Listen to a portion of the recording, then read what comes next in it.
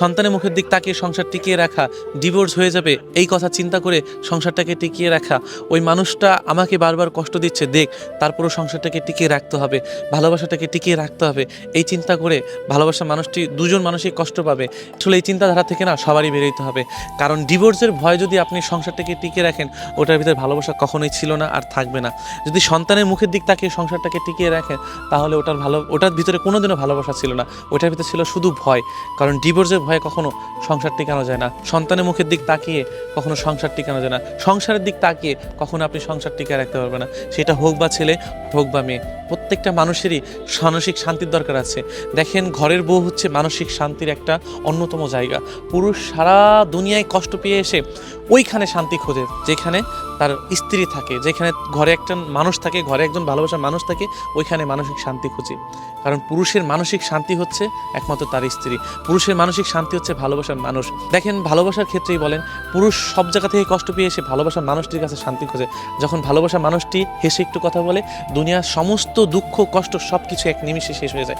অথচ দেখেন, আমরা সেই ঘরেই বা সেই ভালোবাসার মানুষটির কাছে শান্তি পাই না। অথচ দিনের পর দিন এই পুরুষগুলোর ডিভোর্সের ভয়ে, ছোট বাচ্চার ভয়ে, সংসারের ভয়ে হয়তো মাথা পেতে নেয়, হয়তো মাথা নত করে যে আমি আমার স্ত্রীকে ডিভোর্স দিতে চাই না, আমি আমার সংসারটাকে সবসময় গুছিয়ে রাখতে চাই, আমি আমার সংসারটাকে ভাঙতে দিব না, আমি যেই মানুষটাকে ভালোবাসি সেই মানুষটা একটু বুঝুক, আমি সব কিছু মাফ করে দিয়ে সেই মানুষটার সাথে সংসার করতে চাই। অথচ দেখেন, এই নারী অন্য পুরুষে আসক্ত হয়ে অন্য পুরুষের কাছে চলে যায়। সবচেয়ে বড় কথা কি জানেন, আসলে নারী এমনই হয়, যদি নারী স্বার্থপর কাজ করে না, ওই নারী কখনোই সংসার করতে চায় না।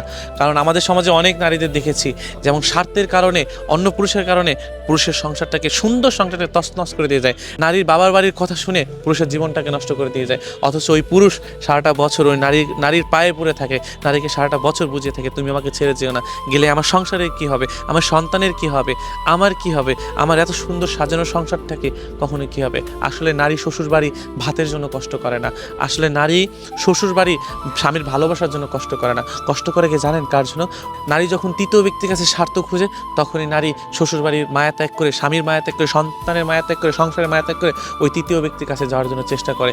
অথচ ওই নারী বুঝে না যে ওই তৃতীয় ব্যক্তি কোনো একদিন তাকে খোঁটা দিবে, যে তুই একটা সংসার ভেঙে আসছিস, তুই একজনের সংসার শেষ করে দিয়ে আসছিস, তুই সন্তানের মুখের দিক না তাকিয়ে তুই আমার জীবনটাকে নষ্ট করতে আসছিস। নারী ওই পুরুষের ভালোবাসা বোঝে না যে পুরুষ তাকে আগলে রাখবে। অথচ নারী দিন শেষে এই সংসার, এই ভালোবাসা, এই সন্তান, এই সব কিছু ত্যাগ করে অন্য পুরুষে আসক্ত হয়ে যায়। এই জন্য ডিভোর্সের ভয়ে, সন্তানের ভয়ে এবং সংসারের ভয়ে কখনো সংসার টিকিয়ে রাখা যায় না, এবং নারীকেও কখনো আপনি বুঝিয়ে রাখতে পারবেন না।